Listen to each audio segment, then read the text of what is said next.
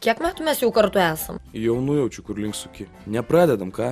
Bet aš noriu vaiko. Nu, aš nenoriu. Ašgi tau sakiau, kai užnorėsiu, pasakysiu. Šiai dienai dar nenoriu. Bet jei vaikas būtų, būtum tėvas ir neturėtum kur dėtis ir mylėtum jį. Bet aš nenoriu, kad jis būtų dabar. Daug kartų kalbėjom apie tai. Bet tu žinai, kad kuo vėliau moteris gimdo, tuo daugiau šansų, kad kokį durnelį pagimdys. Arba su žuvies galva. Taip, žinau, sakei. Tai ko mes laukiam? Visų pirma, laukiam krizės pabaigos.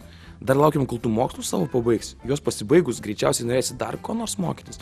Tada palauksim, kol tuos baigsi. Kai būsi viską pabaigus, tada galėsim apie tai kalbėti. Plius apsiženyti reikia pirmą, kad man paskui savo vaiko įsivaikyti nereiktų. Žinai, tu irgi jauniai neini. Nu, žinau. Plius alų, plempirukai, čipsų sėdi, mobiliaką kelnių kišeniai nešios ir dar su savo tuo laptopu kiaušų šildai. Tai ką? Nu tai ta, kad tuoj tavo spermatozoidai bus tokie pat judrus kaip Večerskis, susimąstyk. Nu gerai, pagalvosiu. Būtų gerai, kad iki antradienio sugalvotum. Kodėl čia taip? Nes paskiau aš vėl nebenorėsiu.